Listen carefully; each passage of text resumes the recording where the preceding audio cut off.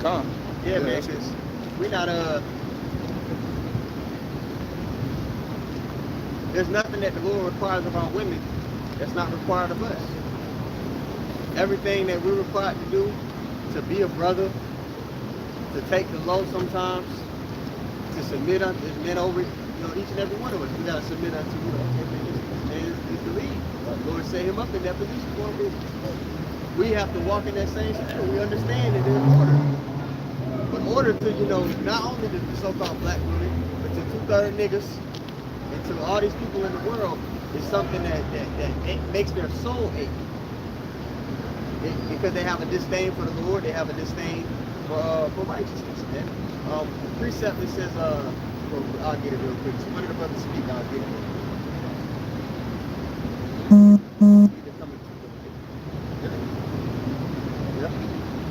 Like you say, like they kind of wanted to, I'll going in there, but hey, righteousness gotta reign true in these times. Yeah, the righteousness gotta reign true in these times. Yeah. I got this John 3 in verse 19. And this is the condemnation that light is coming to the world, and men love darkness rather than light. Right. Because their deeds were evil. Right. So a lot of our people are wicked, man. The majority of these people are wicked. Yeah. And they hate the light, which was the light, Yahweh Shai. Okay. That's the condemnation of the world. That's what makes them condemned. Because why? They don't believe in Yahweh Shai. They call them different names. And the name they call on is Jesus, but they don't even follow that to a T. They're rebellious against that, man. They're just a bunch of hypocrites, man. Yeah. So because they don't believe, that's what's going to make them condemned. Because the scriptures, when your brother's reading this, it says they're condemned already because they believe not. Yeah. So they were appointed unto that. Because Yahweh Shai is a stumbling block. Right. So he's very offensive and a stumbling block to those that are disobedient, man. He steps on toes. It hurts their spirit, man. Hebrews 4 and 12 said what? The word is a two-edged sword. So these people are cut to the heart when we're out here really preaching. Because why? It's attacking those demons because it's convicting them, because they know they're wrong. And no one calls people out. This is the whole world of not calling people out. Everybody can do what they want to do. Only God's can judgment type mentality. Right.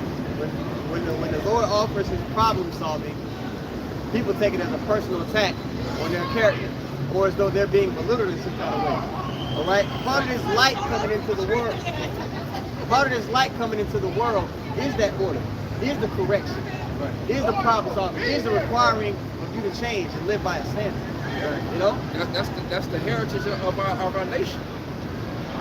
That's what we're about. Correction. Right. Scriptures tell us you're not supposed to suffer sin upon your neighbor, so we're supposed to look out for each other. That's right. But they see it as hate. Yeah. They see it as just a bunch of haters, man. No, man, this is actually the love right here. They come up to us, talk about words of love. This is the love. He cussing you out, tells you to get right, or Lord's gonna kill you. That's real love, man. Yeah, and sometimes it comes like that. Sometimes we'll build gentle, like the nigga woman that came up earlier. Yeah. That was, she was talking about, well, the woman has a seed because we were going into how the Lord discerns lineage and how it has nothing to do with complexion or physical features, right? We were very gentle with her. We tried to deal with her. We said, you know what, just be on your way. Just go ahead and be on your way. Obviously, you're not getting it. But correction or somebody being forced to change, that's the only way you can grow. Right. You don't grow by being coddled, by being told, oh, what you're doing is okay. No, you have to tweak these things. And you have to completely throw these things out, which is what the Lord required of us when we first came into this walk. Right. All the shit we wanted to do in the world, we had to let it go. So, our women and 2/3 niggas, they under the impression that, we had to drop everything and become new creatures. But they don't. They can keep their old habits and it's true. They can keep their own frame of thinking and it's true. No, that's not how the Lord works. You got to be quick. You got something, brother? Yeah. Talking about how you got to put away things. Yeah. This is Matthew 10, verse 39. He that findeth his life shall lose it, and he that loseth his life for my sake shall find it. Yeah, so if those who are finding their life, they're seeking to gain comfort or gratification of the flesh in this world. Man, if I could just get this little raise, then I can get the house. You know what I mean? I still, go out and kick it with the brothers, but I got to get to this money first and make sure my situation is good. fuck your situation, man. Right. We're trying to step into the new heavens and the new earth. We want to be that first batch of Israelites that gets to experience the kingdom. And you don't get there by holding on to carnal things. Now, you got to have a job, you got to work, you got to take care of your responsibilities. Right. But it does not take priority in your life. This, the things of the Lord, your daily sacrifices, you know, that is what takes priority. That's what's chief in your life when you cross over. Right. See? You gotta learn to be uncomfortable at all times as much as possible. Yeah. You know, that's what happens.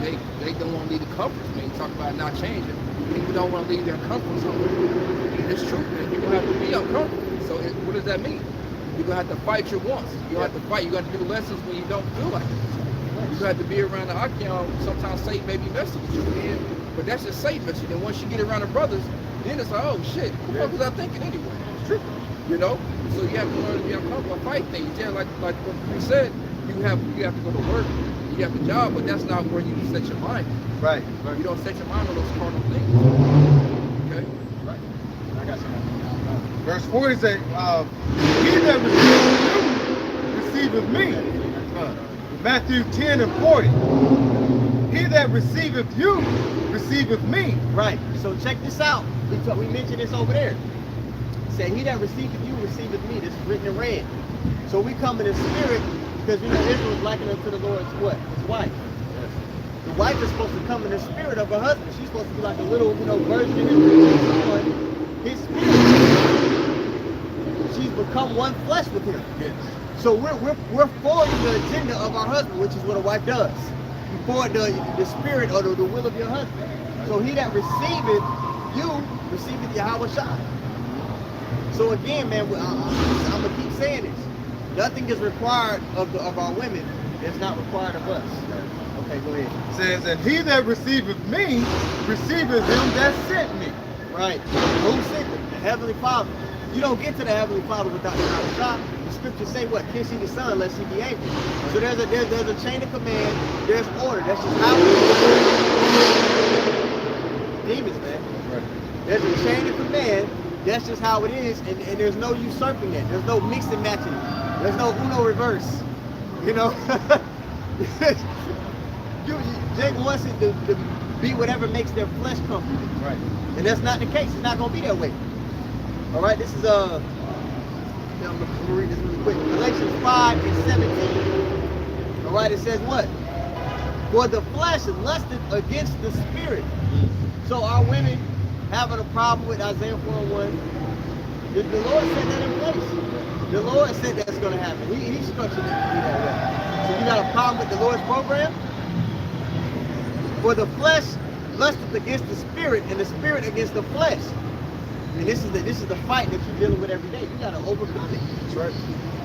And these are contrary the one to the other, so that you cannot do the things that you would. The ones that overcome that flesh are gonna be the ones that remnant that's saved. So nobody's saved yet, because we're still in the midst of the fight with this flesh.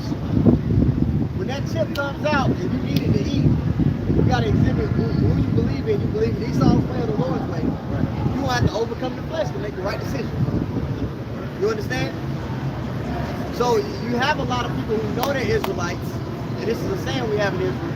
It's a difference between knowing you're an Israelite and being one. Yeah. A lot of Israelites, they're not even fighting the flesh. They just going along to get along. They got their fringes on. They just Baptist church niggas with an Israelite twist. Christian mentalities do. Right. They feel like, hey, well, I know I'm Israelite, then I'm gonna be saved. Yeah, which is basically our people are still seduced by that wine, going all the way back to the garden. Especially our women. She still has the venom from that snake running through her veins, regardless if she knows that she goes back to the nation of Israel. Right. You see? They just don't have it on their side. Like Job says, both sides didn't give her the spirit of wisdom to discern these things. You know, they're the weaker vessels, so they just going where the power is. Yeah. You know? But that's, Hey, Job knew that firsthand. He experienced it. Yep. Wait, somebody get Job 2 and 8. Because Job, that's from experience. Because Job was a righteous man. He believed in the Lord, right? And when things went left, what did his wife immediately tell him? Curse the Lord and die. You got it? because she seen Job was balling. Yeah. So it wasn't like they were poor, they was winning. Yeah. They just cost them hell, And she immediately flipped the script. When her flesh was in discomfort, she folded. Yeah, something brother. Oh, yeah. Ecclesiastes 5 and 7 talk is cheap, like daydreams and other useless activities. Fear the Most High instead. The brother gave an example, like it's more than just knowing that you're an Israelite, saying that you're an Israelite, man. You know what I'm saying? Just and you compared us to, you know what I'm saying, to being a heavenly father, you know, your house wife. Yeah. You know, you look at your partner, she got it's more than just saying, yeah, I'm his wife. It comes with a responsibility and duty. You know what I'm saying? Right. And that's what the Lord is looking at. Hey, that's a responsibility that we got to take on as being Yahweh's wife, man. We got a responsibility to do, man. Yeah. We can't just say, oh yeah, I'm his wife. Yeah. And you don't do shit, you know. How are you showing you his wife? There ain't no trophy wives. Yeah. There's, like I said, there's a duty that you have to do. There's certain obligations that you have in a marriage, man. And the world has turned this shit around to where now women think love in a marriage is a Disney fairy tale. Yeah. They think it's flowers, candy, fucking rose petals on the bed, me serenade you and all this other bullshit, man. No, man, you love later. Yeah. And this guy, Kevin Sanders, you say this all the time, man. There's a duty in marriage. Yeah. There's a duty as far as a man, and there's a duty as far as a woman. And that's what you select as a wife. Does she carry the duties as a wife? Yeah. And it also doesn't hurt if she looks good. Yeah. But then that's when the love comes, but you see she's willing to work in an arrangement. Then, Duties first. Yeah, duties first, and then the love starts to come. Yeah. Then that's when you really fall in love. Like, damn, this is right here. You know? Yeah. And that's the problem with our women and with the people in general. They think, you know, success has something to do with that tingling feeling in their stomach. Right. The butterflies. Yeah. Yeah, do the duty. You grow to love your woman. Yeah. You know, like, hey, she take care of me, she do this for me, you know, all these things. Then you think these women be like, I'm the only man, I'm the only woman for him. You can't have no other woman. Okay, so we have all these different duties you have to do.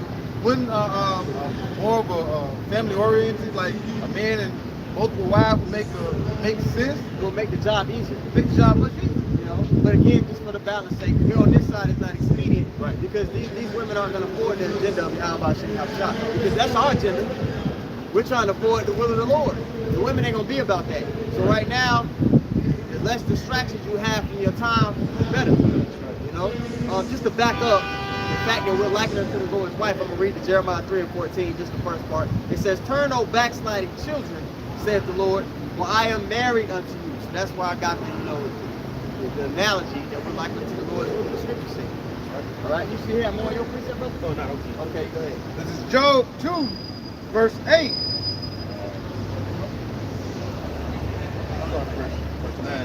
Well, I'll start at verse 8.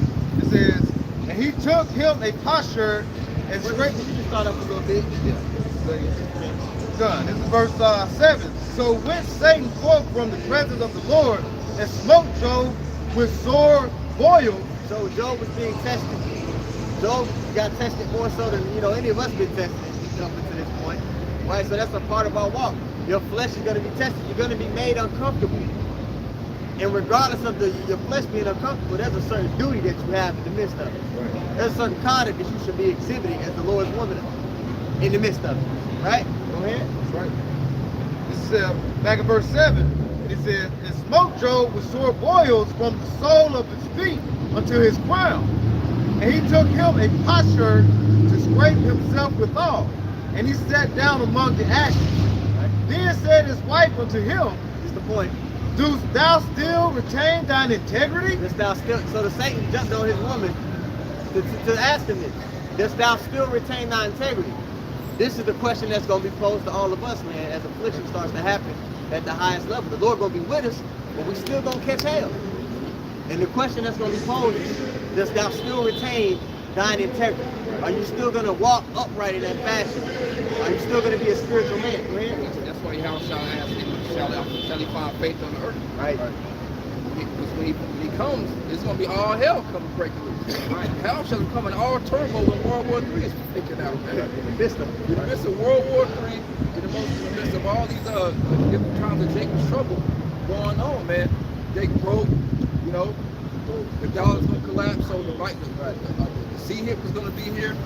It's going to be a whole free-for-all out here. And that's when your house shall return. He said, shall I find faith in the earth? Are we going to be able to maintain that integrity through all that, man? Through that hour of temptation. Real quick, this 1 Corinthians chapter 4 and verse 20 in the NLT, it says, for the kingdom of the Most High is not just a lot of talk. It is living by the Most High's power. See, going back into it, it's a standard, bro. It's a way. Right? You know what I'm saying? It's a culture behind it, bro. Not just saying that you're an Israelite, not just saying that, you know what I'm saying?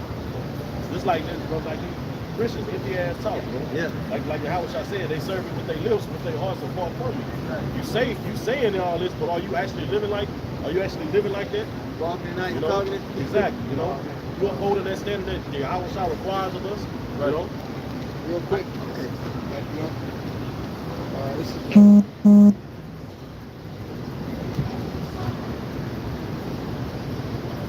okay, yeah. 1 John 3 and 18. My little children, let us not love in word, neither in tongue, but in deed and in truth. Woo. Putting it into practice, man. Being a doer of the word, not a hearer only. Let me actually read that, then we'll go back here. Let me read that in James 1 and 22, but in the GNT. All right, it says, do not deceive yourselves by just listening to his word. Instead, put it into practice. If you listen to the word, but do not put it into practice, you are like unto people who look in the mirror and see themselves as they are. In the KJV, it's saying basically, you're likened unto a man who looks at himself in the mirror, walks off, and forget what he looks like. That means your elevator don't go all the way up to the top. right? A lot of you niggas, the elevator don't go up to the top, man. And it's shown through your behavior. Yep, Jay hear and nod and con, but it goes in one ear and comes right the other. They don't do the same thing. It doesn't really resonate and register, but it doesn't actually make a change. That's why the scriptures talk about being transformed by the renewing of your mind, and not being conformed. A lot of Jake still conforms to this ideology, the way of this world, the ways of Esau versus being transformed and renewing of your mind and spirit. Back in Job 2, Let me read that 8 2 and 8, it says, he took him a posture and scraped himself withal, and he sat down among the ashes. Then said his wife unto him, do thou still retain thine integrity? It's the question again that's going to be posed to all of us. You should be building your spirit up so that you can pass this test, because we all finna be tested. But yeah, most of these jakes, I say this all the time, to them it's going to be a pop quiz. Right. You know? Go ahead. It says, do thou still retain thine integrity? Curse the Most High and die. So Satan jumped on her, and the minute her flesh wasn't, feeling good, she folded. We're being built up to not move in that fashion. Right. We're supposed to have the mindset that Job has. Continuing on in this verse. It says, verse 10, but he said unto her, thou speakest as one of the foolish women speaketh. What? Shall we receive good at the hands of Yahweh, and shall not we receive evil? Job understood that, the Lord is balanced. There's going to be times when you're tested for your growth, to learn a lesson, to maybe edify another brother in the future. You understand? There's going to be times that, these things happen.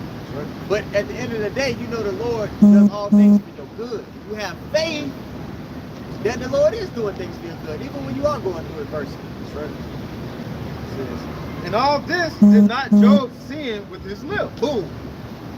You see? And all that did not Job sin when he had the right mindset. So that's the mindset that we should apply to ourselves, to our walk. And not just to us, to the women beneath us. The same way we got to submit and do things and for the betterment of the body so it can flow to its peak capacity. The woman should be operating like that in her household for her husband. A perfect example, this brother Benaiah, man, this is an officer in the Dallas camp.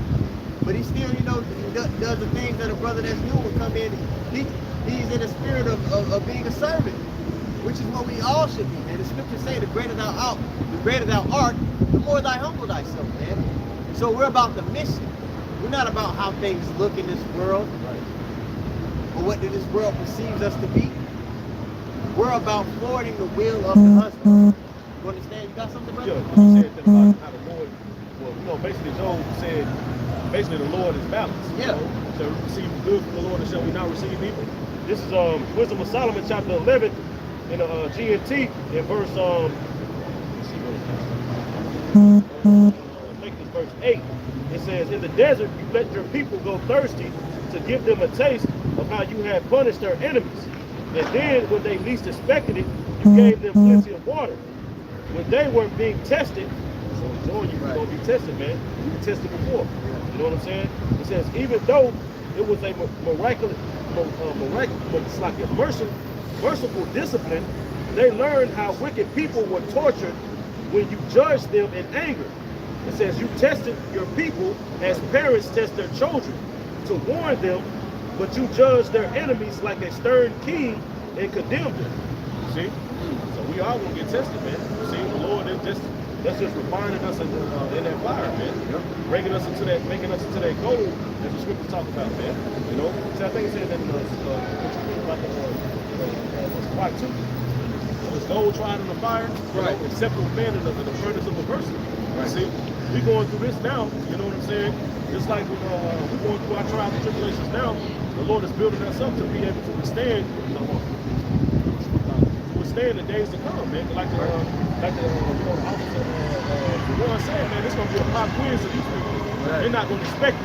So, you know, you go to class and the teacher, you think it's gonna be a normal day, you chilling, oh yeah, you know, kick back, you know, it's a chill day. Y'all know it's a chill day, she's full of pop quiz. Yeah. You fuck. Damn. Like, damn. Study the list. You know, you looking at eyes big as hell. I ain't even got a pistol. Y'all hit the floor and shit. Like, Yeah.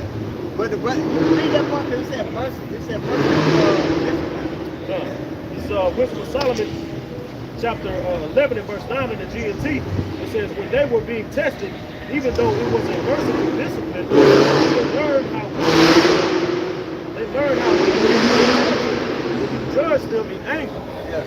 Hey, discipline, you look at the etymological definition, is chastisement for the purpose of correction or the purpose of growth. The Lord puts us through strenuous situations for the purpose of growth.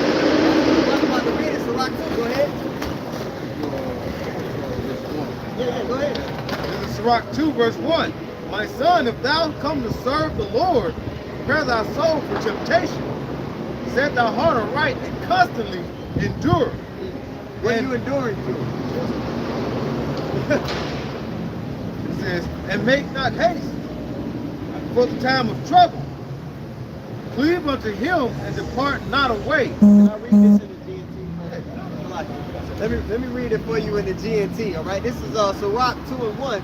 It says, my child, if you are going to serve the Lord, be prepared for times when you will be put to the test. Be sincere and determined. Keep calm when troubles come. The stability of thy times, right? Oh, you had somebody? No, go okay. I got you. Sincere and determined, keep calm when troubles come.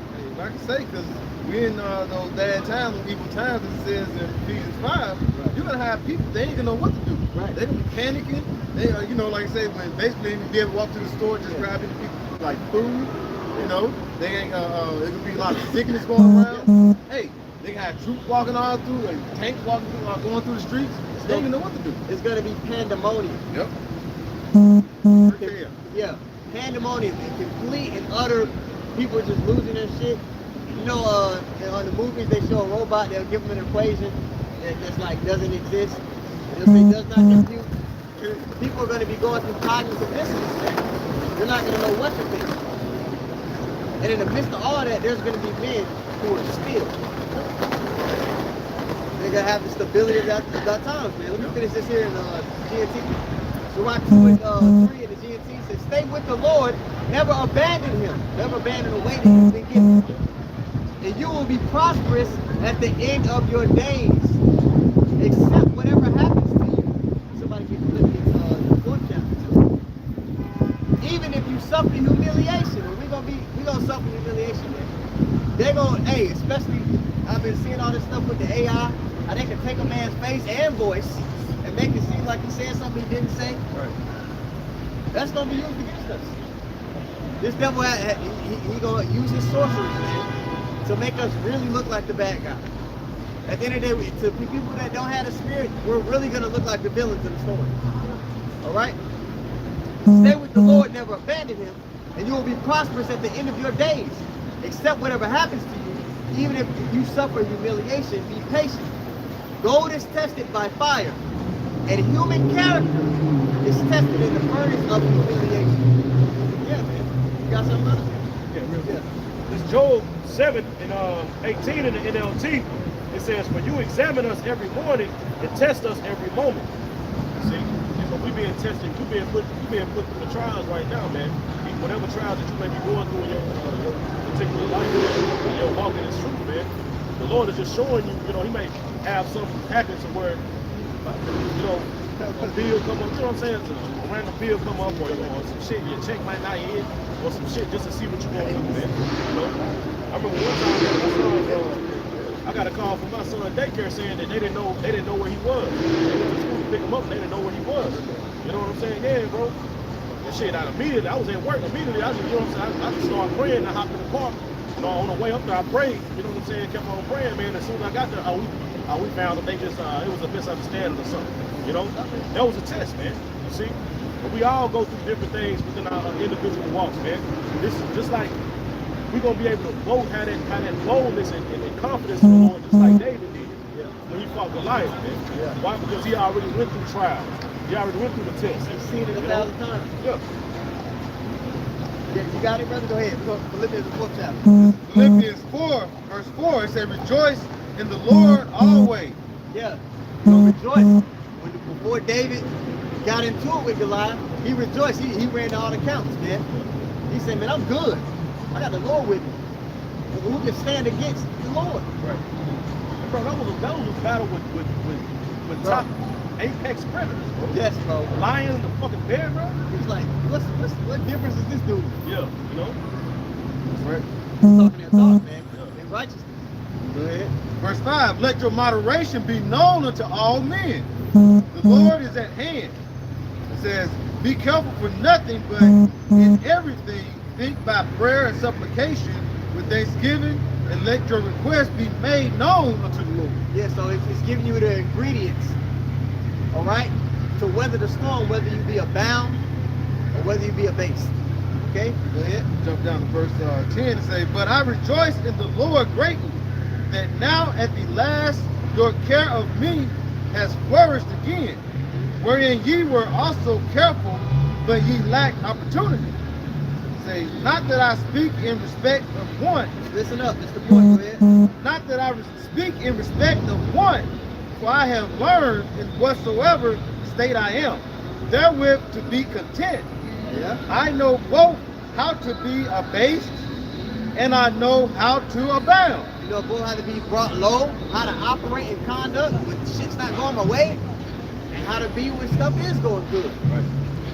In both scenarios, how to operate in righteousness. Go ahead and finish that off. "Everywhere and in all things, I am instructed both to be full and to be hungry, both to abound and to suffer need." Yeah. Then it goes on with the famous precept everybody likes to go to.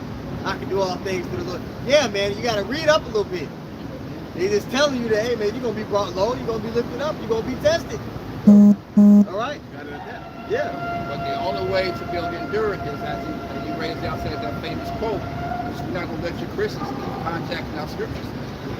The only way to endure that is to be Yahweh Shah. It's not going to be through Jesus Christ. He says, "I can do all things through Yahweh Shah." So that's how you endure. You make sure you have that faith in Yahweh Shah. You call on the name of Yahweh Shah for strength and understanding and to build you, give you strength to endure those things. Yeah. That's the only way you're going to pass the test. Right. Because you know it, but you got to have that faith along with it, man. Faith in what? The actual name that you call upon for salvation. Which comes along with the conduct and the way of thinking. All right? Now, I'm going to read that same precept really quick in the GNT, man. It's Philippians 4, and I'm going to start at just 12. It says, "I know what it is to be in need, and what it is to have more than enough. I have learned this secret, so that anywhere, at any time, I am content, whether I am full or hungry, whether I have too much or too little. I have the strength to face all conditions by the power of the Mashiach gives me." That's somebody who's immovable, man. This truth can make you immovable, rooted, to where you can weather the storm, like that example in Luke with the man that built his house upon the sand and the man that built his house upon that rock. And you know who that rock is. You see? Brothers have precepts. Well, I just wanted to say, Done. I believe it's in Psalms. There's a scripture that says, like a tree that's planted by the water. Right. You know what I'm saying? And those men are those trees, Well, and the water is this word, man. You know what I'm saying? It's in Psalms, right? Colossians chapter 2, verse 6. As ye have therefore received Yahushua the Lord, so walk ye in him, rooted and built up in him, established in the faith. So you have to be rooted in Yahushua. If you're not rooted in Yahushua, you're not going to be able to stand. Like Brother Paul be in the parable of building your house upon the sand. It's not going to be able to stand when the storm comes, man. The storm is going to be what? This is going to become a tribulation. Which is what Jacob's trouble, the mark of the beast, the sea hip, the hour of temptation. Because we're going to be paying to a corner where it's going to be either it's going to be this or that. Okay? And you're going to have to make a stand. And a lot of times it's going to be a threat of the enemy in death, man. But the elect are going to have that mindset of Revelation 12 chapter. They love not the lives unto the death. Because they know even if you die, so-called die, it's not really death at the end of the day. This is going to be one of the first individuals of the hopeful elect waiting in the chariots, waiting the rest of the elect to be beamed up. Man. That just could be your lot of the story.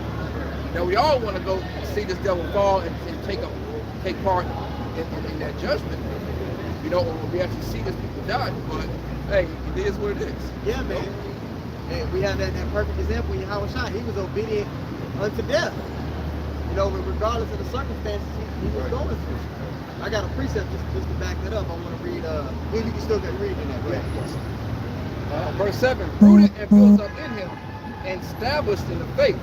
Okay, now that's the key component, man. Faith, that's what's going to keep you stable. That wisdom, knowledge, and stability of times, having faith in it, man. Right. Knowing and believing that you're going to be all right. That's what's going to keep us stable, because we believe that Yahweh Shah is not a liar, that he's going to remember our works of labor and love. But also, we understand, we see these things. He told us, he broke it down to us. We see it through prophecy, man. So there's no reason for us to eat all crazy, because we see the punch coming. We're able to be able to dodge and slip, man. Everyone else is going to get that club punch. We give it the cheat sheet. Abounding therein with thanksgiving, so being thankful for that. You know, even being thankful for the trials and tribulations. That's what happened to the apostles. They were beaten by the Pharisees, trials of Pharisees, not teaching that they no more. They counted it joy that they were able to take on that persecution.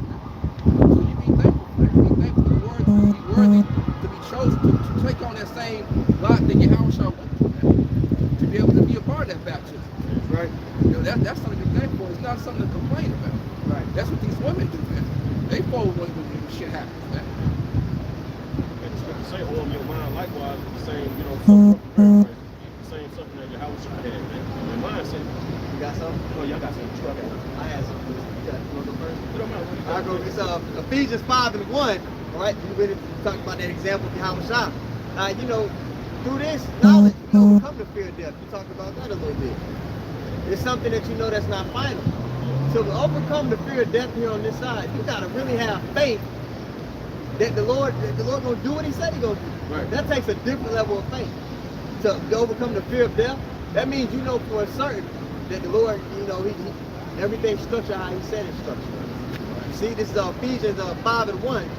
This is in the GNT. It says, since you are Yahweh's dear children, you must try to be like Him. Your life must be controlled by love. I love Yahweh Shah. Just as the Mashiach loved us. What did Yahweh Shah say? Greater love hath no man than this, than a man lay down his life for his friends. He was able to continue through the mission regardless of the bullshit that was going on around him. You continue to have that love, which you read Galatians of agape. Yeah. You know, that love is not unconditional like the church said. Yeah. But this love comes with conditions. Love or truth is conditional. There are certain conditions for salvation, there are certain conditions to remain in this church. But it's a fruit of the spirit, man. Being merciful. You gotta be merciful, because when she hit the fan, everybody's on the edge. You can't just turn to an asshole because shit is going bad. Right. You still gotta be merciful, you still gotta be selfless. You gotta be a brother, man. In all aspects, man. You do unto others that you would have them do unto you, as the scripture says. Those things you hang upon the law, it's a hell shot. Right. Ephesians 5:2 in the GNT. Your life must be controlled by love. Just as the Mashiach loved us and gave his life for us as a sweet smelling offering and sacrifice that pleases Yahweh. So us too, man, we're constantly offering a sacrifice unto the Lord through our actions, through our behavior, through our thoughts, through how we, move and deal with one another. See, you got up and now you got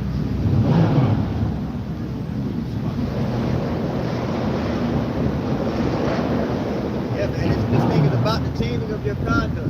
Right. Truly becoming a new creature. Making your body a living sacrifice. Like Romans 12 tells This Wisdom of Solomon 17 and verse 12 in the GNT, it says, fear is nothing but the failure to use the help that reason gives. He said, when you lack the confidence to rely on reason, you give in to the fears caused by ignorance. That's A, bro. Don't read that again. It says, fear is nothing but the failure to use the help that reason gives, man. What is it, bro? That's why, and help is, hey, how about your shine, man? Understanding that, hey, this is just something you gotta go through, man. Yeah. If like the scripture say in Proverbs that be not afraid of sudden fear, man.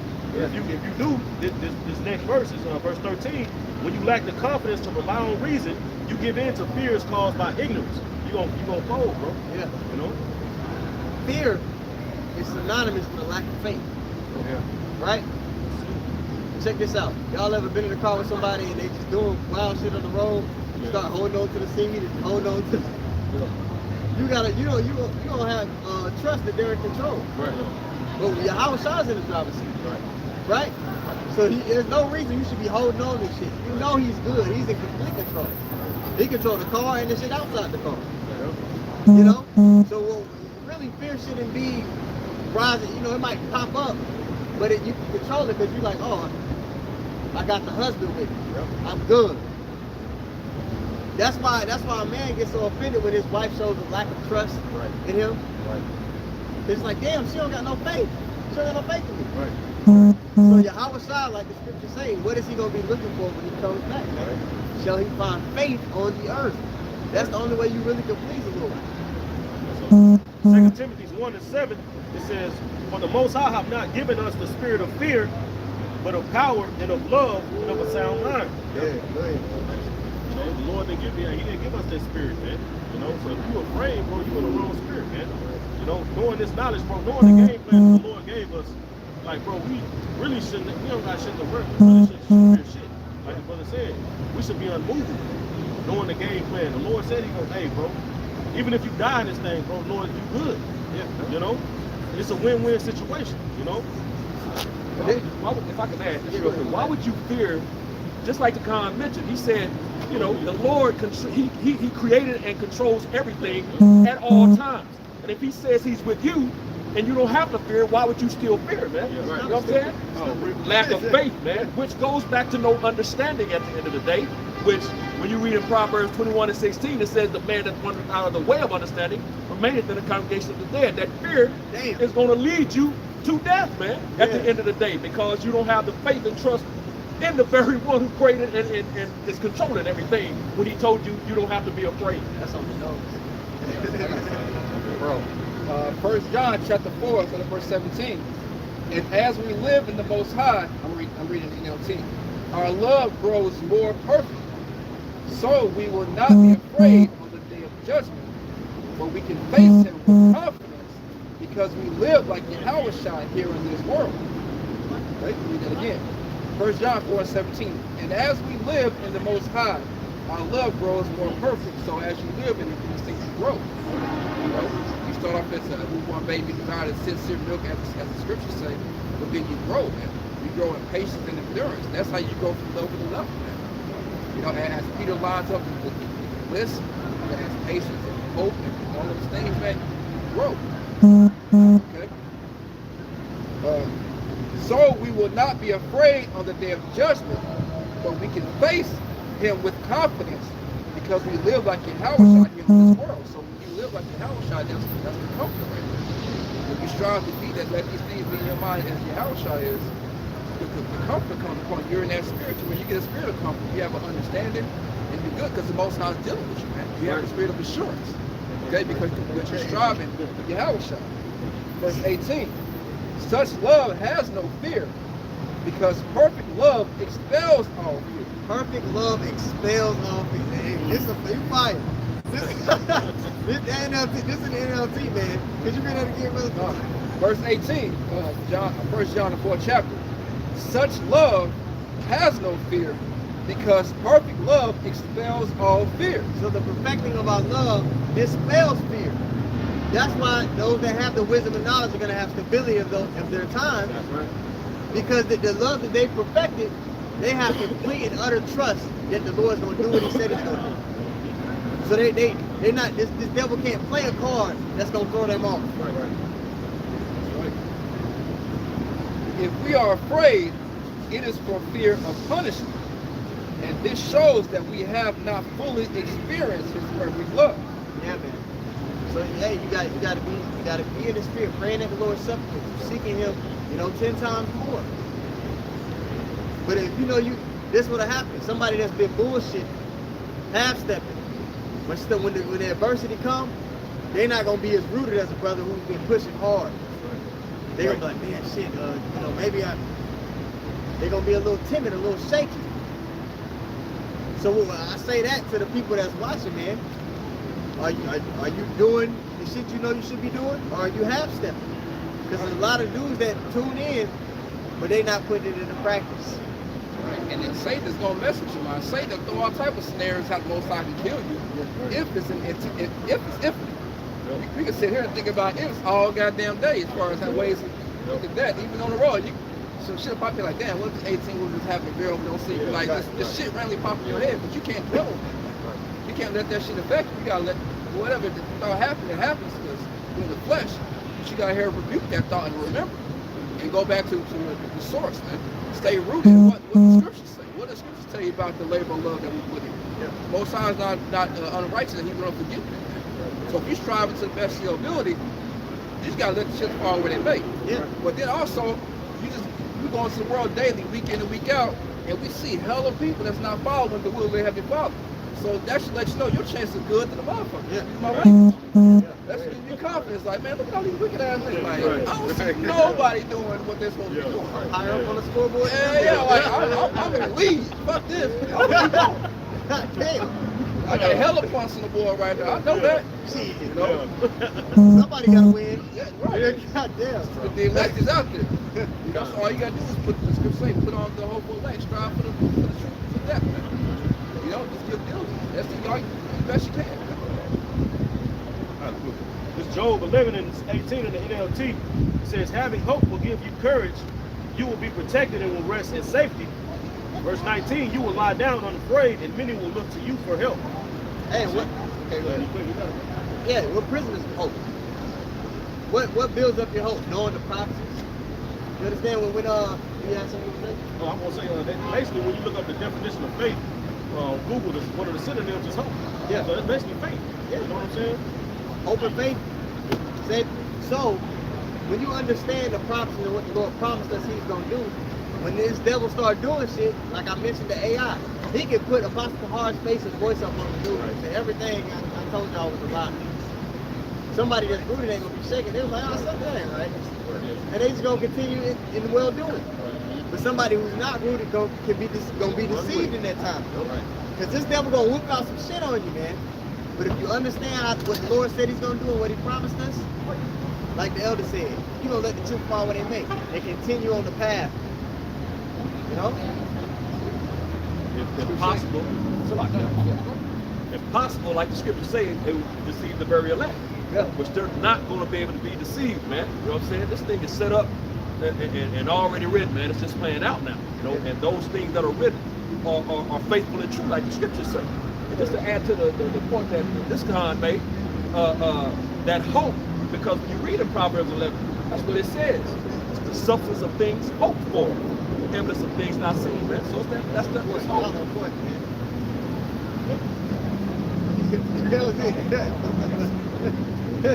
Romans chapter 5, starting verse 3.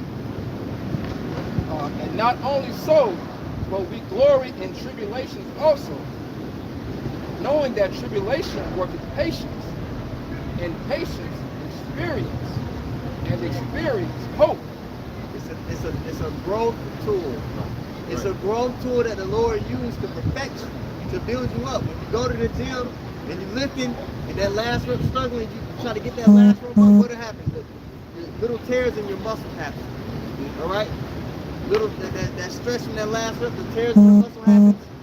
You get nourished. We're nourished by the Spirit, and that muscle grows back bigger and stronger. So the stress, the adversity is a growth tool that the Lord uses. Being uncomfortable. When you work out, your chest and your back tight. When you wake up and you uncomfortable as hell. You don't want to move. You're like, you trying to stretch. Damn.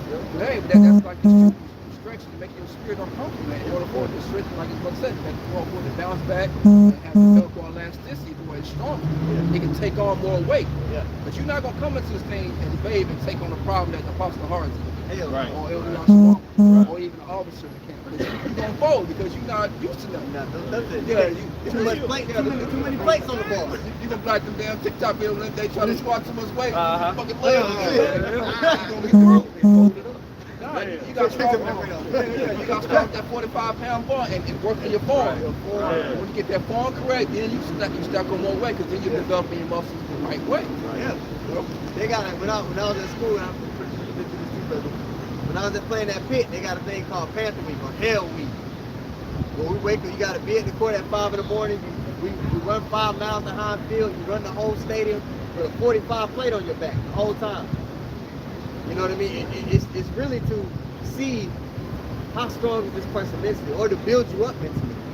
And it's to condition your body so when you're in the game, when you're in the test, it's like, man, this is way easier than the shit I've been doing.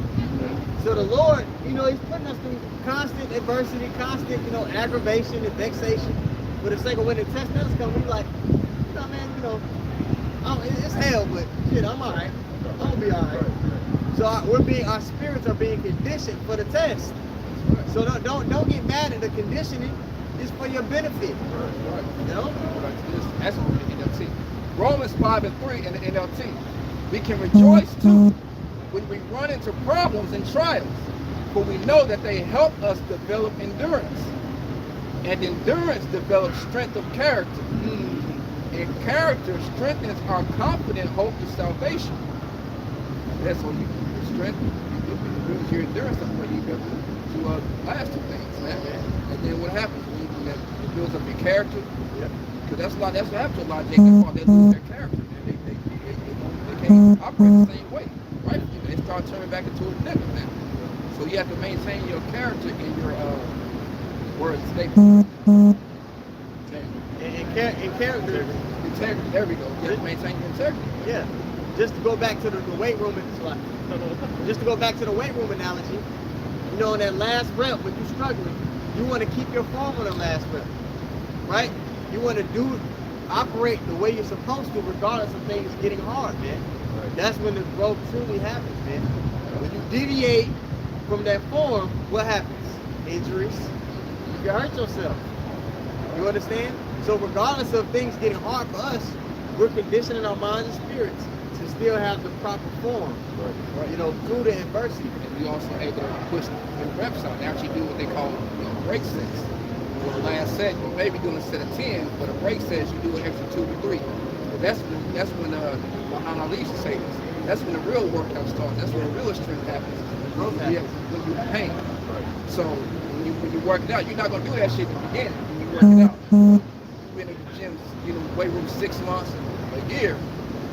That's already built your character. Now you start to like it. You start to like the program. You start to get into it. Then you push yourself. Then you're like, man, fuck that shit.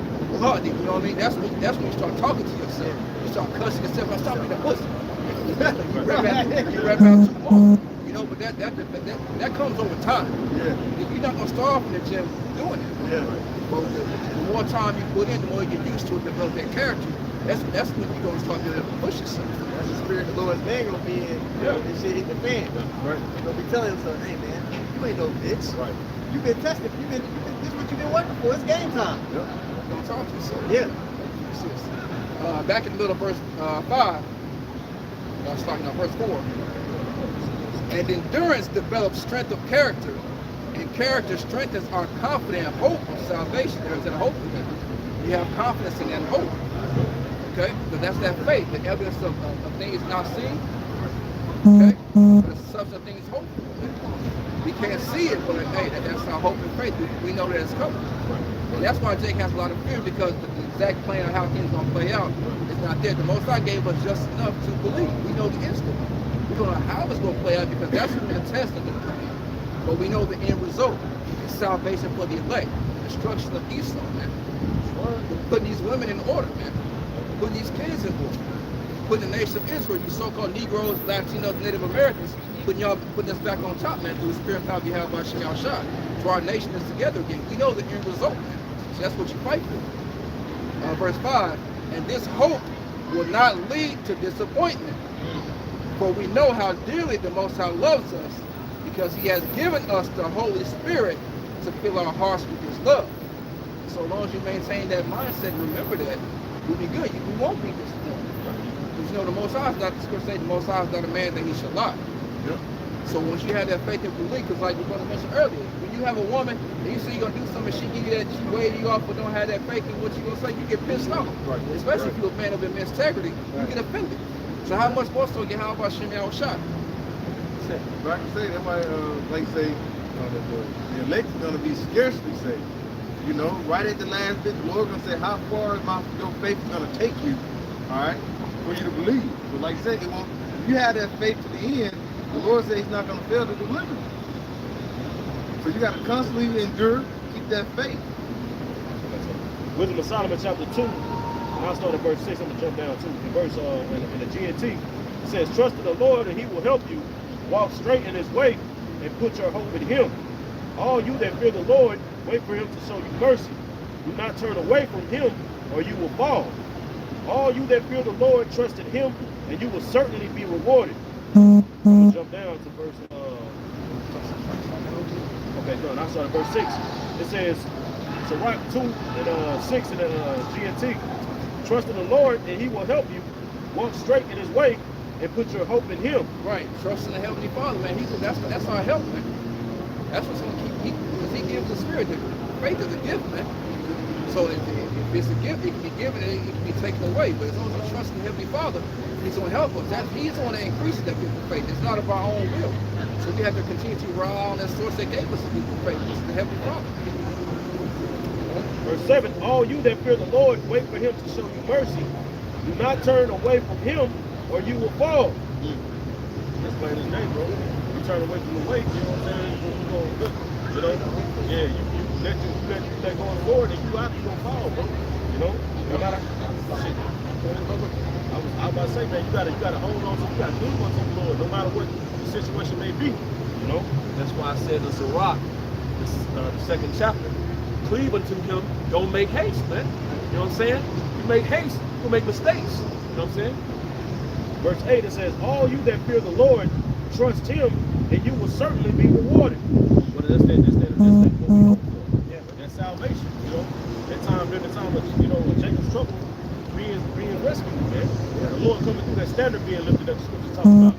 Those men, the scriptures talking about spiritual powers are going to be endowed to you. That's what that got there. Hey, you gotta have faith that that's going to happen. If you don't have faith that the Lord going to come through for you in any kind of way, then you out of there, bro. You know, you ain't. Which I'm gonna jump down. That's gonna say that verse 12. No, 11. Yeah, 12. Slot. It says, "But those who lose their nerve are doomed. All those sinners who try to have it both ways, doom is sure to come to those who lose their courage. They have no faith, and they will have no protection. Those who seek to save their life shall lose it." You know, and we have examples of men who were delivered out of great calamity, right? Because they had faith, because they stayed the course. Right. Because if you could jump, okay. Yeah, verse 14. Okay. Real quick. It says, verse 14, doom is sure to come to for those who lose their hope or faith. Yeah. You know, what will they do when the Lord comes to judge them? Jump to the 4th chapter, 10th verse. We're gonna get the example of Enoch, man, because he had that same kind of faith. He pleased the Lord, which we know faith is the only true way you can really please the Lord. Right. All right. Say without faith, it's impossible to please the Heavenly Father. So that's the only way. It's faith. Yahushua, there's hella times or accounts when Yahushua got aggravated at the lack of faith of the disciples. Before the apostles before they became the apostles, they were the disciples. So they had to learn to be under their tutelage before Yahushua set them off with the Holy Spirit. But the time that they showed no faith, Yahushua was angry at them. That's right. You know, it bugged the hell out of them that they were faithless. The whole faithless generation. How long shall be with them? All right, this is Wisdom of Solomon, chapter 4, and verse 10 of the GNT. Once there was a man named Enoch who pleased the Most High, and the Most High loved him. While Enoch was still living among sinners, God took him away so that evil and falsehood could not corrupt his mind and soul. The Lord gonna take us out of the way of the final destruction, the exclamation point of Babylon the Great. So we're gonna keep reading, but we're giving examples of how pleasing the Lord, which you know comes through faith, what it leads to. See? Right, that's why the Lord. So that's why the Lord said. That's why Yahushua said, "Let the days be short." Right? The Lord, He's short the days for the elect's sake, man. Because if He didn't, you know, it wouldn't be no flesh left to be saved. If the Lord didn't save Enoch, the Lord just saved Enoch. Enoch would have been through. He would have ended up getting corrupted. Well, just read in Sirach, the 2nd chapter, and one of the verses says, think about the days of old, it's a paraphrase, anyone called on the name of the Heavenly Father was forsaken the commandment. So that's why we have these examples. That's why we have the example of King David, Solomon, the 3 holy children. The list goes on, man, of prophets of righteous men of the left nation of Israel, and were tried and tested, but they were delivered because of their faith, man.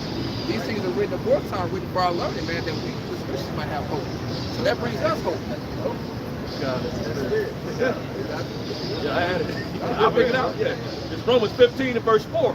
For whatsoever things were written aforetime were written for our learning, that we through patience and comfort of the scriptures might have hope.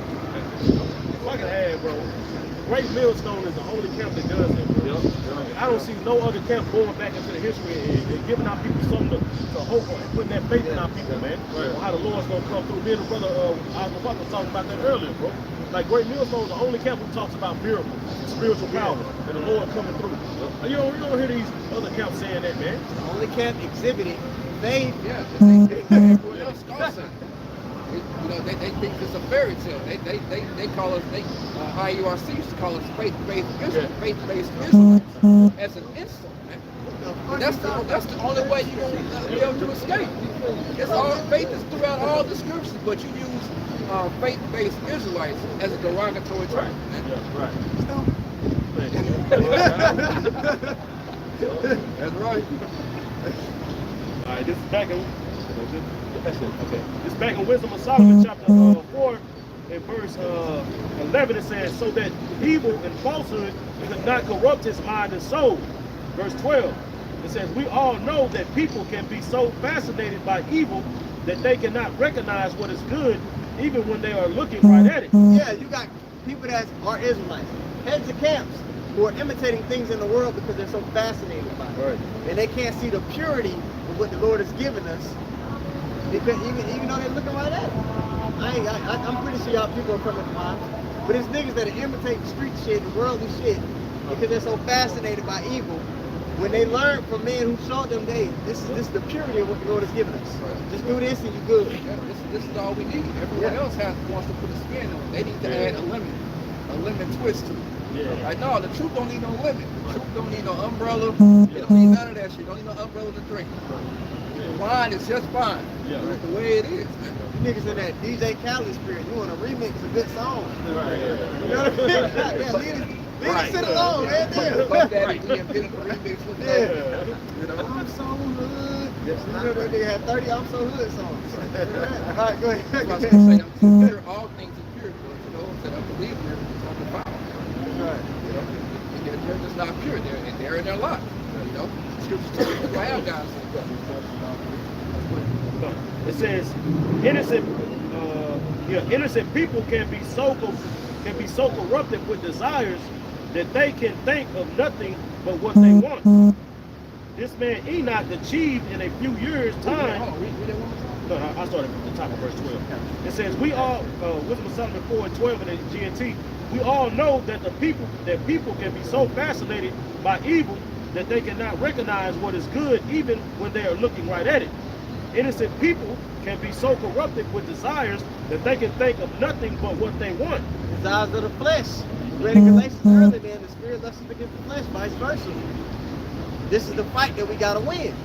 Go ahead. Verse 13, it says, this man Enoch achieved in a few years' time a perfection that other people could never obtain in a complete lifetime. He perfected his faith. And he operated in perfect faith in a short span to where people, they couldn't build their faith up to that point in an entire lifetime. Man. They couldn't get to that level of belief. We're about to exhibit, Lord willing, we're part of that number, a level of faith that people haven't witnessed. Right.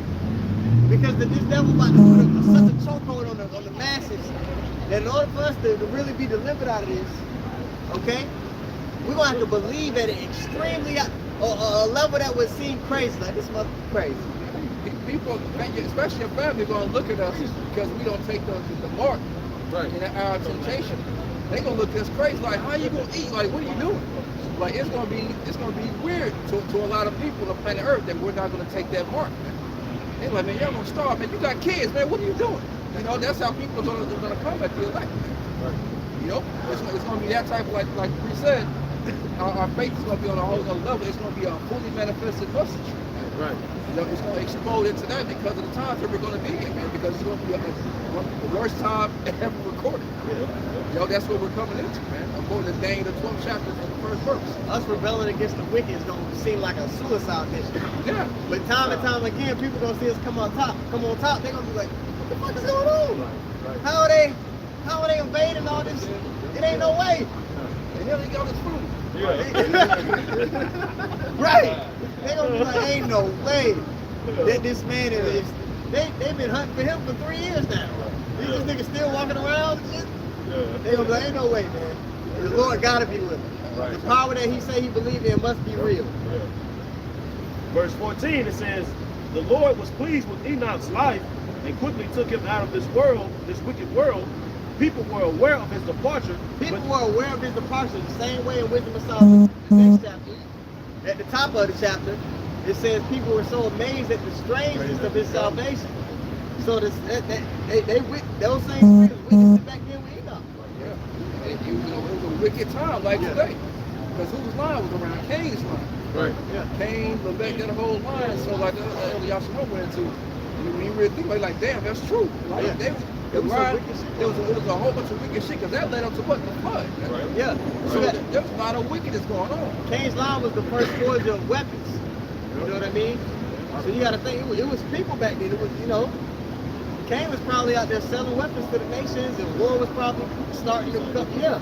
He was an arms dealer. He's an arms dealer now. He's getting for the world. So you got to think that everybody came to him. He probably had a stronghold on the economy, man. And it probably was some wicked shit going on that Enoch could have got corrupted by. Right. Because he was, so, you know, for the Lord to take him, like, I got to get you out of here.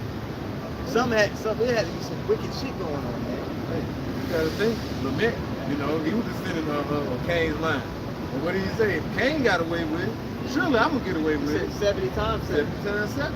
So you gotta think that mindset spread throughout the land too, probably those descendants of Cain. So they were like, shit, we can do what we want. We can get away with it. He said, I'm about to act an ass. I'm about to show my whole ass. That's what he did. The song and all had to be going through all the whole earth. And when you go into the 6th chapter, it talks about now. What's talking about? This is too much. Yeah, so the guy started tripping and laying with the other nation, and it went bananas. So, yeah, we had to get Enoch out of there, then he had to get Noah and his children. Wiped the slate completely clean. Right. It's like a complete. It's like y'all supposed to, man. Moths, butterflies, caterpillars, women, babies, everything died. Right. You know, except those that were on the ark, man. So we're coming to that time now to where, like brother mentioned earlier, the Lord is shortening those days, man. So we can get out. We're trying to punch our ticket for that spiritual arc coming up, man. You know, the NCAA just passed And all the teams, they try to punch their ticket for the tournament. Yeah. They sitting there, they hope. We prisoners of hope. We trying to punch out the man. I hope I make the dance. And then that's the most prestigious thing that you could be seeking after. There's nothing higher than seeking to be a part of that lot, man. You seek, yeah, getting drafted. Be a part of that number that's delivered out of this hell. You know? Just a little bit more. It says, people were aware of his departure, but didn't understand. They never seemed to learn the lesson that the Most High. They never seem to learn the lesson that the Most High is kind and merciful to His own people. He protects those whom He have chosen. But in this go round, they are going to realize it. So jump to in the KJV, jump to Wisdom of Solomon, the 5th chapter, and read 1 on down, because they are going to come to the realization. Damn, we erred from the way of truth. All right. This is Wisdom of Solomon, chapter 5 and verse 1. It reads, "Then shall the righteous man stand in great boldness before the face of such as have afflicted him." Which is what you're seeing now. What's ironic, man, here in GMS Dallas, we teach on the very spot where a man was lynched. Just for being an Israelite, basically. And now we're professing the downfall of those same spirits and how they're going to go into captivity. Now we're going to have dominion over her. That's bold. Hey, just push this like that onto like Enoch. You know what I'm saying? Being beamed up. This one beaming up in the elect. You know what I'm saying? But Enoch had to be doing the same. He had to be standing up in great boldness during that time. Because it tells you in Jude that he spoke about the day of the Lord. Yeah. So this doctrine been on the earth since the beginning, bro. Good job. You know? The only difference here is that the wicked are going to realize that, oh shit, we did err from the way of truth. Because it said Enoch, it said that they still didn't get it. Right. Yeah. Right. But they gonna get it here. Sometimes you need to ask them twice. Right. All right, go ahead. Second chapter. Back,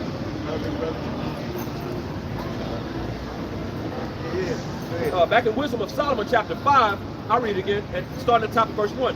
"Then shall the righteous man stand in great boldness before the face of such as have afflicted him, and made no account of his labors." Made no account of his labors. Again, we standing. If you're looking at anybody, shit, we up on the scoreboard, man. So I know sometimes you might be having, thoughts like, man, am I doing? Hey, you're in a better position than these niggas. Right. Okay, just continue to build upon what you already been doing.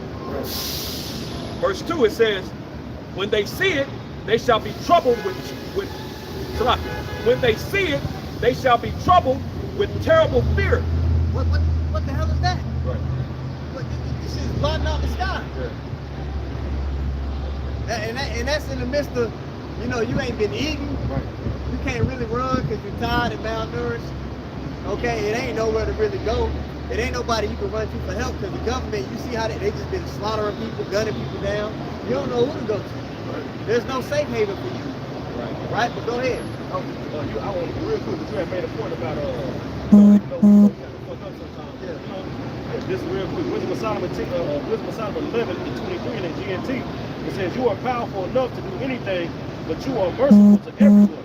You overlook our sins and give us time to repent." You see, that's what the Lord does. He's talking about how the Lord is long suffering, man. Yeah. So we even though we still mess up, bro, the Lord's giving us time to repent.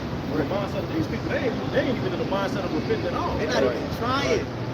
All right, in Isaiah 55, I think it's like 6 or 7. Let the wicked forsake his way. And at the end of the verse, it tells you, and it says, "He shall abundantly pardon." Right. Those who are, rehearsing the righteous acts, man, the Lord's gonna pardon you. Right. You're not gonna get it perfect, but as long as you striving to the best of your ability, man, don't be tripping. Right. Walk into confidence. Yeah. All right. Rehearse the righteous acts. Rehearsals. That's what it says, strive for the truth unto death. You read those, back to the 4th chapter. You strive for the truth unto death, the Lord's going to fight for you. So as long as you continue to keep up the fight the good fight of faith, and don't take your hand off the plow, hey, you'll be all right. Good money. Good money, baby. It's good. Back in Wisdom of Solomon 5 and 2. "When they see it, they shall be troubled with terrible fear, and shall be amazed at the strangeness of his salvation." When they start seeing the elect being taken up into these, and then they simultaneously hear the nuclear sirens going on, they're gonna be like, hold up. Shit, take me. Any place is better than here. But then the Lord shall leave you there and melt you. Alright? Go ahead. So far beyond all they looked for. And they repenting and groaning for anguish of spirit shall say within themselves, this was he whom we had sometimes in derision and a proverb of reproach. Continue on, read the finish it off. We fools accounted his life madness and his end to be without honor. So when Enoch got taken up, they still were like, what's that about?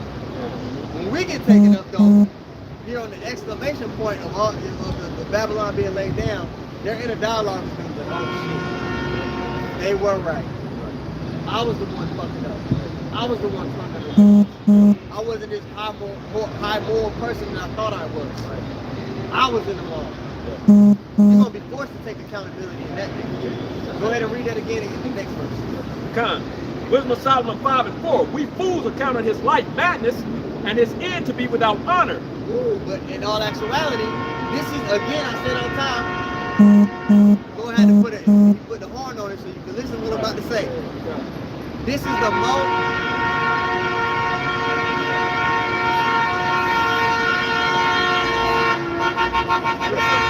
This is so... That's that same white dude that walked my camp there when there's a black girl. That's him. It's a show called Beef on Netflix. Y'all brothers gotta watch that show. That's yeah. But yo, it's way better than you think. You think it's just a regular. Watch that show. It goes into the psychology. What is it called? It's called Beef on Netflix. Watch it. Start watching it, and when you get to when you get to about episode 3 or 4, like, oh shit. Yeah. These people, man, they're utterly miserable, and they're trying to feel themselves. Yeah. Because what's the point of that? That dude really hates himself. Right. You know what I mean? But yeah, the show, the two people that were beefing, they realized that hatred they had, you know, they was really just frustrated with the world. Right? And they were really more alike than they showed the differences among the rich, on the poor, and, you know. But go back to Wisdom of Solomon, because they're gonna realize that those men, they thought this was worth nothing, Right. and this was actually the most prestigious, the highest thing a man could be doing here on this side. There's nothing greater than this, despite what your carnal eyes are seeing. You see? Wisdom of Solomon 5:4 again. We fools accounted his life madness and his end to be without honor. How is he numbered among the children of the Most High, and his lot is among the saints? You would think that, you know, if the Lord was dealing with somebody, they would have a mega church and an Almighty suit. Right. These niggas don't, I ain't never seen that nigga wear a suit. How is he on the chariot? That's how simple-minded, you know, the people are. But they don't realize that the Lord deals with the lowly. That the Lord wants you to operate in faith. To walk past men that look like us, and we don't really have esteem in this world or status, and for you to be like, yo, the Lord is dealing with you, I need to learn, I need to humble myself, become a new creature, and be more like you guys, right? For somebody to really do that, they're not looking with their carnal eyes, they're looking with their spiritual eyes. That's why the scriptures always say, blessed is he that seeth, blessed is he that heareth, blessed is he that seeth. Why? Because they're not hearing carnally or looking at things through a worldly lens, they're looking at it through the spiritual lens. You see? I think it's one more verse. Verse 6. Wisdom of Solomon 5:6. Therefore have we erred from the way of truth, and the light of righteousness hath not shined unto us. Yeah, they realized that they was in the wrong this time. This ass whooping wasn't for nothing. Right. And after this ass whooping, what? That 1,000 years of getting shit together takes place. You know? That was it. And the Son of Righteousness rose not upon us. So yeah, man, the king, this world is for many, the king will come for you. You see? You had a preacher, brother? Oh, no. Okay, yeah. So yeah, man. Oh yeah, you still got the Hebrews, and somebody get first Maccabees 50 on down. Because we went into the example with Enoch. But he He's not the only example. There's time and time and time again, the Lord gives us the examples on what faith, how it can lead you to the evasion of destruction and bring you into life, bring you into an everlasting name. You see?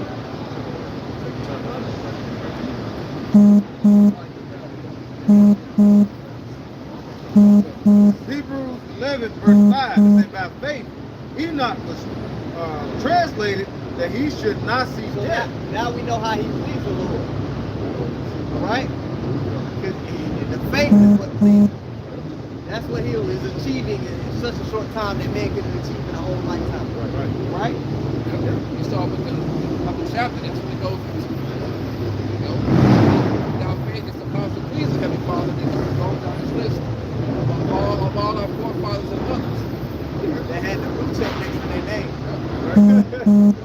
By faith Enoch was translated that he should not see death, and was not found because Yahweh has translated him. For before his translation, he had this testimony that he pleased the Most High. Verse 6, but without faith it is impossible to please him. For he that cometh to Yahweh Shah must believe that he is, and that he is a rewarder of them that diligently seek him. This is what our people need to hear in the times coming up, man. We're gonna have to operate in faith. Man, I wish Elder Renato was here, man. This is specialty, man. You know? This is what you need to be focusing on in the time to come. There's gonna be people that know every precept in the book, but they're not gonna have faith, and they're not gonna make it. They're not gonna punch the ticket. Okay? Sounds like a fake faith, right? Yeah. Revelation 21, starting 7. He that overcometh shall inherit all things, and I will be his God, and he shall be my son. But the fearful and unbelieving, and the abominable, and murderers, and whoremongers, and sorcerers, and idolaters, and all liars shall have their part in the lake which burneth with fire and brimstone, which is the second death. So, overcoming by faith, we inherit all things. Most often call you the son. Okay? But you see how it grouped there, the fearful, and that's what we're talking about. Fear and unbelief all night. So it grouped those two attributes along with the abominable, people that are acting abominations, murderers, sorcerers, drug dealers, pimps, and it equates a person not having faith and a person being scared, along with those rest of those people that's going to be put to death, man. So that shows you the high level of importance of having faith and belief, man, and being able to overcome. Because First John tells you that's how we overcome. We overcome the world with what? Our faith. That's how you can only overcome this. Right. This okay, now this second Maccabees chapter 15, and I started verse 5. Alright, so you read this chapter, it says in the GNT, it says Nicanor's Google plan. So basically Nicanor, I'll give you a background. Basically Nicanor was trying to come up against Judas Maccabeus, man. And he had some of the Jews that was with him. You know what I'm saying? He was trying to do it on the Shabbat. They was telling him, you know what I'm saying? Now just chill. You know, the Lord, this is a holy day. And basically, just listen to what the devil said, man. He said, I started verse 4. It says, and the Jews replied, yes, the living Lord who rules in heaven commands us to honor the Sabbath. But Nicanor answered, I am the ruler on earth, and I order you to take up your weapons and to do what the king commands. However, he did not succeed in carrying out his evil plan. Verse 6. In his ignorance, Nicanor had boasted that he would set up a monument in honor of his victory over Judas. But this is the point right here. But Judas, verse 7, but Judas was fully confident that the Lord would help him, so he urged his men not to be afraid of the enemy. He encouraged them to remember how the Almighty had helped them in past times, and to rest assured that he would give them victory this time also. He renewed their hope by reading to them from the law and from the prophets, by reminding them of the battles they had already won. Going back unto like the brother read earlier, man, about things that are written before time were written for our learning, man. So we can go back and we can look upon that. That was always like a, you can say a tradition of our forefathers, man. To look back, hey man, to remind our people, look, the Lord did this for us, the Lord did that for us. You know what I'm saying? To give them that hope and that faith and that courage, man. You see? And that's what we doing now, man. Like the brother said, hey man, bro, we're the only camp that's doing this, bro. Right? Yeah. We're the only camp that's going and giving our people that hope and that faith, man. You know? And that's the thing that is embedded within the Israelite culture. That you build, you give those prior examples of our ancestors to build up the faith of the new generation. So if you can first Maccabees 2:50, in our First Maccabees 2:50. Like you start at 49. Alright, First Maccabees chapter 2 and verse 49 in the GNT, it says, when the time for Mattathias to die, it's like he says, when the time came for Mattathias to die, he said to his sons, these times are violence and distress. Arrogant people are in control and have made us an object of ridicule. Arrogant people are in control, just like now. All right, the earth has been given into the hand of the wicked, and he has a God complex, like it talks about in Thessalonians. Okay, so he's getting ready to tell his sons the fashion in which they should operate. All right, go ahead. Verse 50, but you, my sons, must be devoted to the law and ready to die to defend the Most High's covenant with our ancestors. Remember when our ancestors did what our ancestors did and how much they accomplished in their day. Follow their example, and you will be rewarded with great glory and undying fame. Undying fame. Undying That's what we went into with Enoch. We gave you examples of how he pleased the Lord, and we went to Romans to show you how he pleased the Lord was through faith. Hebrews. All right, so like, and how he pleased the Lord was through faith. Now we have Maccabees, and a lot of these examples he's about to run through are exhibits of what? Faith. Verse 52, it says, remember how Abraham put his trust in the Lord when he was tested, and how the Lord was pleased with him and accepted him. Look, Abraham dropped everything and just followed the Lord. He just completely just said, forget my life, I'm just going to start a whole new life and just follow the Lord. Isn't that what we did? You know? All right, verse 53, Joseph in his time of trouble obeyed the Most High's commands and became ruler over the land of Egypt. Phineas, our ancestor, because of his burning devotion, was given the promise that his descendants would always be priests. Just jump down to like 60 or 59. But go read it yourself, man. It gives you all these examples of the men that operated in righteousness, operated in faith, and they were rewarded. Go ahead. All right, verse 59, Hananiah, Azariah, and Mishael were saved from the flames because they had faith. Right. Daniel was a man of integrity, and the Lord rescued him from the mouth of the lions. Right. Take each of these examples of ours as an example to you, and you will realize that no one who puts his trust in the Lord will ever lack strength. No one that ever puts his trust in the Lord will ever lack strength. So hey, that's going to be the key ingredient for you to pass this test. You know all the precepts, the history, and the prophecies. But if you don't operate in faith and allow the faith that you have in the Lord to guide your decisions, you're going to fold. All right, so with that being said, then, Lord willing, the lesson was edifying. We can all praises once more too. Yahweh, Ba'ashem, Yahweh Shai, Ba'ashem, Rakakadash. Want to give double honor to the apostles and the elders, the great millstone who taught us the truth, and rule well. And shalom to all the brothers and of course the few sisters who are pursuing this truth. May the blessing of election be upon your house. Shalom. Shalom.